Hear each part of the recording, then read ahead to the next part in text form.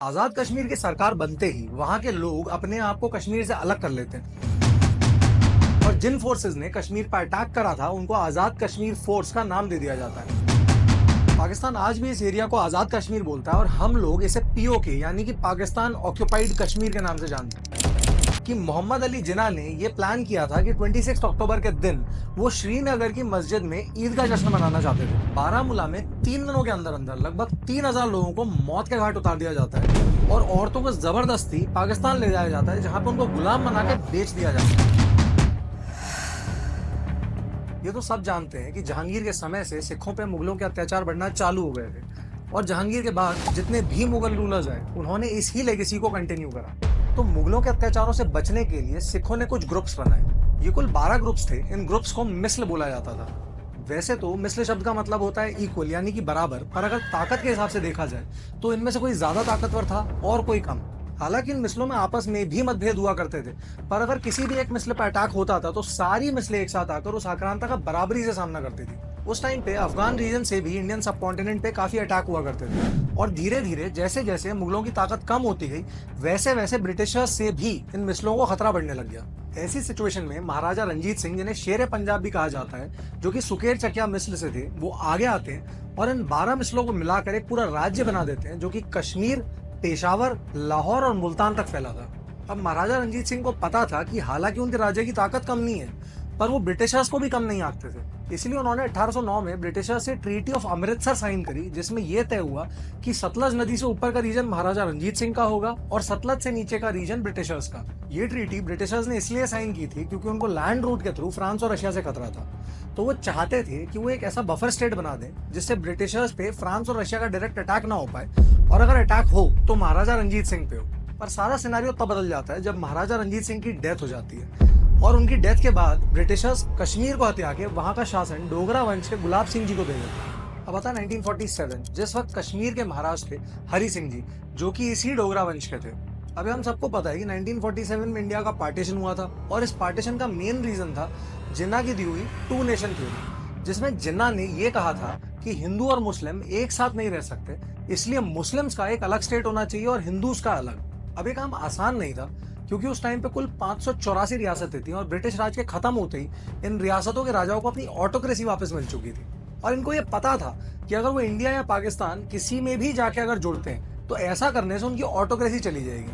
क्योंकि Indian independence act 1947 के according ये दोनों ही देश कॉन्स्टिट्यूशन के अकॉर्डिंग चलने वाले थे। पर दूसरी दिक्कत ये थी कि इंडिया और पाकिस्तान दोनों ही एग्जिस्टेंस में तब आ सकते थे जब वो इन रियासतों को कन्विंस करके अपने में मिला लें। तो सरदार वल्लभ भाई पटेल इन रियासतों को इंटीग्रेट करने का जिम्मा अपने सर ले लेते हैं, जिसमें उनकी मदद करते हैं वीपी मेनन। अब कुछ रियासतें तो खुद से ही इंडिया को ज्वाइन कर लेती हैं, लेकिन कुछ रियासतें ऐसी भी होती हैं जो कि इस बात को टाल देती हैं। फिर सरदार वल्लभ भाई पटेल सारी रियासतों को एक आखिरी वार्निंग दे देते हैं कि जिन भी रियासतों ने ज्वाइन नहीं करा है वो 15 अगस्त 1947 तक या तो इंडिया को ज्वाइन कर लें या फिर गवर्नमेंट के एक्शन के लिए तैयार हो जाए। तो 15 अगस्त 1947 तक सारी रियासतें इंडिया को ज्वाइन कर लेती हैं सिवाय 3 रियासतों के, जो कि थी जूनागढ़, कश्मीर और हैदराबाद। जूनागढ़ और हैदराबाद की अगर बात करी जाए तो इनकी तो बॉर्डर भी पाकिस्तान से नहीं मिलती थी और यहाँ की रिलीजियस मेजोरिटी भी पाकिस्तान के साथ अलाइन नहीं होना चाहती थी, पर फिर भी यहाँ के शासक अपनी रिलीजियस आइडेंटिटी के चलते पाकिस्तान में जाके मिलना चाहते थे। तो होता यह है कि जूनागढ़ में तो वहाँ के लोग खुद ही नवाब के खिलाफ विद्रोह कर देते हैं, जिसमें उनको इंडियन आर्मी से मदद मिलती है, जिस वजह से वहाँ के नवाब को जूनागढ़ छोड़ के पाकिस्तान भागना पड़ता है और फिर जूनागढ़ को इंडिया में मिला लिया जाता है। ऑलमोस्ट सेम कंडीशन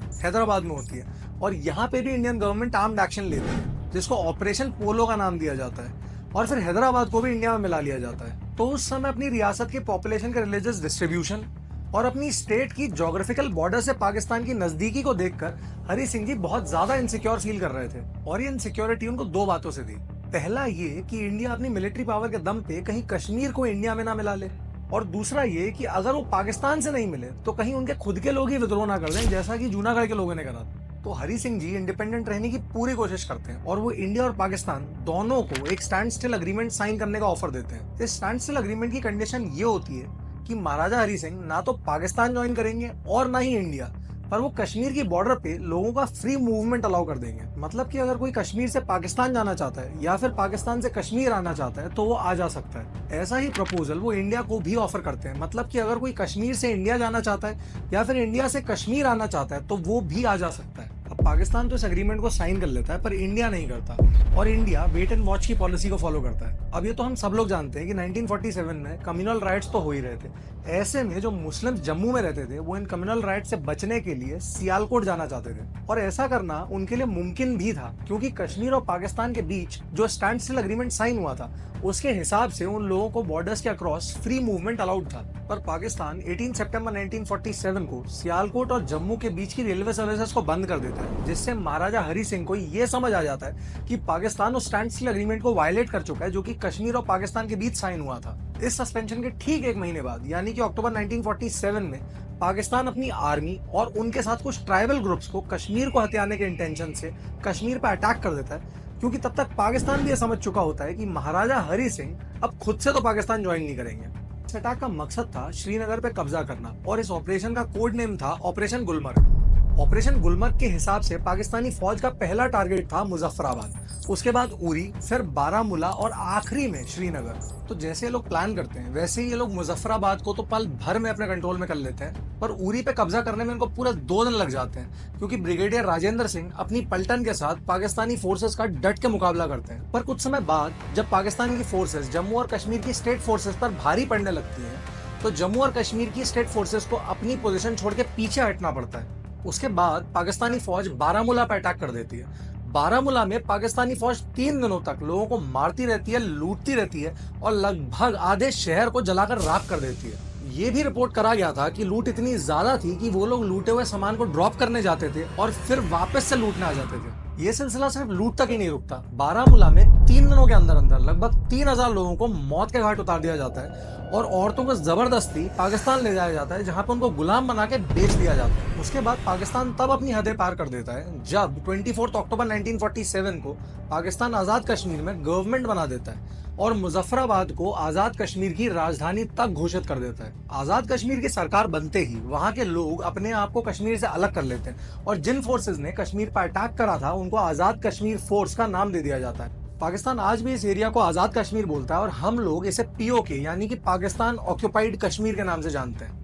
तो जब इतना सब कुछ हो चुका होता है तब महाराजा हरी सिंह ये अच्छे से समझ जाते हैं कि पाकिस्तान जोर जबरदस्ती से जम्मू और कश्मीर को हथिया लेगा, क्योंकि इसमें पाकिस्तान अकेला नहीं था। महाराजा हरी सिंह की रियासत के बहुत सारे लोग भी पाकिस्तानी फौज के साथ जुड़ गए थे, जिस वजह से बाहरी आक्रमण के साथ साथ कश्मीर में आंतरिक विद्रोह का खतरा भी पनपने लग गया था, और इसीलिए ये सिचुएशन बहुत ज्यादा क्रिटिकल हो चुकी थी। तो जब महाराजा हरी सिंह को कश्मीर अपने हाथ से फिसलता हुआ दिखता है तो वो उसी दिन यानी कि 24 अक्टूबर 1947 को इंडियन गवर्नमेंट से बात करते हैं और अपने प्राइम मिनिस्टर शेख अब्दुल्ला को इंडिया के साथ इंस्ट्रूमेंट ऑफ एक्सेशन साइन करने के लिए दिल्ली भेज देते हैं। इंडियन गवर्नमेंट भी महाराजा हरी सिंह की बात मान लेती है, और 2 दिन के अंदर अंदर ही यानी कि 26 अक्टूबर को ही इंडियन गवर्नमेंट और महाराजा हरी सिंह के बीच इंस्ट्रूमेंट ऑफ एक्सेशन साइन हो जाता है। अगर इस इंस्ट्रूमेंट ऑफ एक्सेशन के साइन होने में थोड़ा सा और डिले हो जाता तो हमारे पास आज श्रीनगर नहीं होता, क्योंकि अगला अटैक श्रीनगर पे ही होने वाला था। और हमारी इंटेलिजेंस एजेंसीज को कुछ सोर्सेज से यह भी पता चला था कि मोहम्मद अली जिन्ना ने यह प्लान किया था कि 26 अक्टूबर के दिन वो श्रीनगर की मस्जिद में ईद का जश्न मनाना चाहते थे। पर जिन्ना का वो प्लान सिर्फ प्लान ही रह जाता है, क्योंकि तब तक इंडियन फोर्सेस कश्मीर में डिप्लॉय हो जाती हैं और पाकिस्तानी आर्मी को कश्मीर वैली से खदेड़ना चालू कर देती है। और जहां एक तरफ ये वॉर चल रही होती है, वहीं दूसरी तरफ माउंटबैटन नेहरू जी को ये एडवाइस देते हैं कि आप ये मैटर यूएन की सिक्योरिटी काउंसिल के पास लेके जाइए। और यही नेहरू जी एक बहुत बड़ा मिस एडवेंचर कर बैठते हैं, क्योंकि जिस टाइम पे ये मैटर सिक्योरिटी काउंसिल के सामने आता है उस टाइम तक इंडियन फोर्सेज ने कश्मीर में पाकिस्तानी फोर्सेज का पूरी तरह से खात्मा नहीं करा था, और जो पीओके वाला रीजन था वहां पे अटैक करके पाकिस्तानी फोर्सेस को वहां से हटाना अभी भी बाकी था। फिर क्या, UN security council cease fire का ऑर्डर दे देती है, जिस वजह से हमारी आर्म फोर्सेस जो कि पूरी तरह से सक्षम थी पाकिस्तानी आर्मी को पीओके से हटाने में, लेकिन फिर भी यूएन के सीज फायर के ऑर्डर की वजह से अनफॉर्चुनेटली हमारी फोर्सेस ऐसा नहीं कर पाती हैं, और इस सीज फायर की वजह से इंडिया और पीओके के बीच एक सीज फायर लाइन बन जाती है, जिसको आज हम लाइन ऑफ कंट्रोल यानी कि एलओसी के नाम से जानते हैं। फिर 1951 में यूनाइटेड नेशंस एक रेजोल्यूशन भी पास करता है, जिसमें वो ये डिक्लेयर करता है कि जब पाकिस्तान अपने ट्रूप्स पीओके से हटा लेगा तब वहां पे यूएन अपने सुपरविजन में प्लेबिसाइट कराएगा, जिसमें पीओके में रहने वाले लोग खुद से ये डिसाइड कर पाएंगे कि उनको इंडिया के साथ रहना है या फिर पाकिस्तान के साथ। अब इन सारे फैक्ट्स से हमको ये तो पता चल जाता है कि पाकिस्तान ने पीओके को इल्लीगली ऑक्यूपाई कर रखा है। पर सोचने वाली बात ये है कि क्या इंडिया को इतना समय बीत जाने के बाद वापस से खतरा मोल लेके पीओके को ऑक्यूपाई करना चाहिए? इस बात को समझने के लिए जो फैक्ट्स हमने अभी तक देखे हैं उनको थोड़ा अलग नजरिए से अगर देखते हैं तो ऐसा लगता है कि जब महाराजा हरी सिंह ने पाकिस्तान के साथ स्टैंड स्टिल एग्रीमेंट साइन कर ही लिया था तो पाकिस्तान ने कश्मीर पर अटैक करा ही क्यों? क्योंकि उस टाइम पे इंडिया ने तो ऐसा कुछ भी नहीं करा था जिससे पाकिस्तान को कश्मीर को खोने का डर सताने लगे। इंडिया तो उस टाइम कश्मीर के मुद्दे पर बिल्कुल शांत बैठा था। इससे तो यही पता चलता है कि पाकिस्तान किसी भी तरह से बस कश्मीर को हथियाना चाहता था।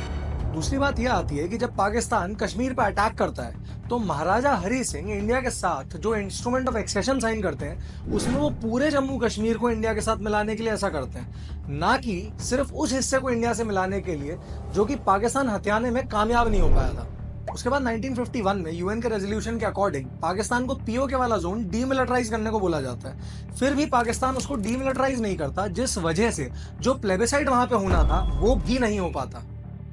जबकि इंडिया तो कश्मीर में प्लेबिसाइड कराने के लिए भी राजी था। फिर 1999 में पाकिस्तानी आर्मी एलओसी जो कि एक सीज फायर लाइन है उसको क्रॉस करके इंडियन चेक पोस्ट पे अपना कब्जा जमा लेती है, जो कि आगे जाके कारगिल वॉर का कारण भी बनता है। इंडिया उस टाइम पे भी इस बात का ध्यान रखता है कि इंडियन ट्रूप्स एलओसी को बिना क्रॉस करे ही पाकिस्तानी आर्मी को खदेड़ के एलओसी को उस पार फेंक दे। यहाँ पे भी सिर्फ इंडिया ही है जो कि सीज फायर लाइन को सीरियसली लेता है, जबकि पाकिस्तान ने तो इस सीज फायर लाइन को कभी इंपॉर्टेंस दी ही नहीं। और ये सिलसिला आज दिन तक चला आ रहा है क्योंकि आज भी Pakistan regularly cease fire violations करता रहता है। और ये बात मैं नहीं कह रहा हूँ, ये बात 2017 की प्रेस इंफॉर्मेशन ब्यूरो की ऑफिशियल रिपोर्ट कह रही है। इसमें आप ये क्लियरली देख सकते हो कि 2014 से लेकर 2017 तक पाकिस्तान ने एलओसी पे कितने सीज फायर वायलेशंस करे। हालांकि ये रिपोर्ट तो हमको 2017 तक के ही वायलेशंस दिखाती है, पर बाकी सोर्सेज से ये भी कंफर्म होता है कि ये वायलेशंस आज दिन तक होते आ रहे हैं। तो अगर इस हिसाब से देखा जाए तो सिर्फ इंडिया ही है जो सीज फायर की इस बात को मानता है, जबकि पाकिस्तान ना तो यूएन की डिमिलिटराइजेशन की बात को मानता है और ना ही सीज फायर की बात को। और इन दोनों बातों को ना मानने के पीछे एक बहुत बड़ा रीजन है, जो कि है पाकिस्तानी जनरल जिया उल हक की दी हुई एक थ्योरी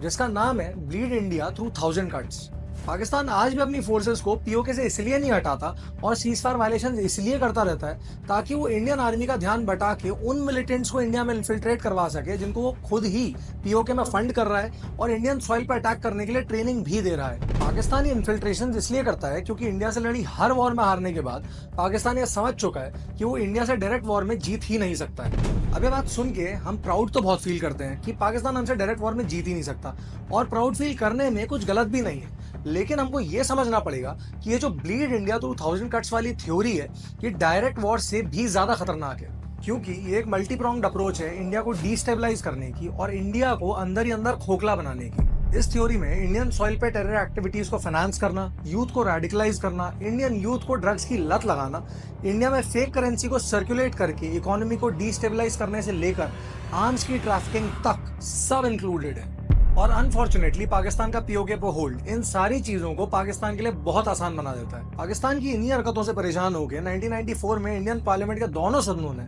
यूनानिमसली एक रेजोल्यूशन भी अडॉप्ट करा था जिसमें क्लियरली लिखा हुआ था कि जम्मू एंड कश्मीर इंडिया का एक इंटीग्रल पार्ट है और पाकिस्तान को अपना बोरिया बिस्तर बांध के वहां से निकल जाना चाहिए। मतलब कि इस रेजोल्यूशन में इंडिया ने पाकिस्तान के इस इलीगल ऑक्यूपेशन की कड़े शब्दों में निंदा करी थी, पर वो देश जो कि यूनाइटेड नेशंस की बात नहीं मानता और एलओसी की मर्यादा का भी ध्यान नहीं रखता, उस देश को हमारे पार्लियामेंट में पास हुए एक रेजोल्यूशन से क्या ही फर्क पड़ने वाला था। अब ये सारी बातें तो वो हैं जो कि बहुत पुरानी हो चुकी हैं, पर इतने साल बीत जाने के बाद आज भी कभी उरी पर अटैक होता है तो कभी बारामूला पे, कभी नगरोटा में तो कभी पुलवामा में। तो जैसे कि हमारे शरीर में अगर कभी कहीं चोट लग जाती है और अगर समय रहते हम उसका इलाज नहीं करवाते तो वो घाव धीरे धीरे बढ़ने लग जाता है, और कभी कभी तो नौबत यहाँ तक आ जाती है कि हमको शरीर के उस भाग को काट के खुद से अलग करना पड़ता है ताकि उस घाव की वजह से हमारे शरीर के जो बाकी ऑर्गन्स हैं उनको नुकसान ना पहुंचे। वैसे ही जो घाव पाकिस्तान ने इंडिया को 1947 में दिया था, समय रहते उसका इलाज करना जरूरी है। माना कि इसमें बहुत सारे रिस्क इन्वॉल्व हैं, पर किसी भी देश को यह अधिकार नहीं होना चाहिए कि वो हमारे देश की सॉवरेनिटी, यूनिटी और इंटीग्रिटी को नुकसान पहुंचाए, अब वो देश भले ही पाकिस्तान हो या फिर कोई और।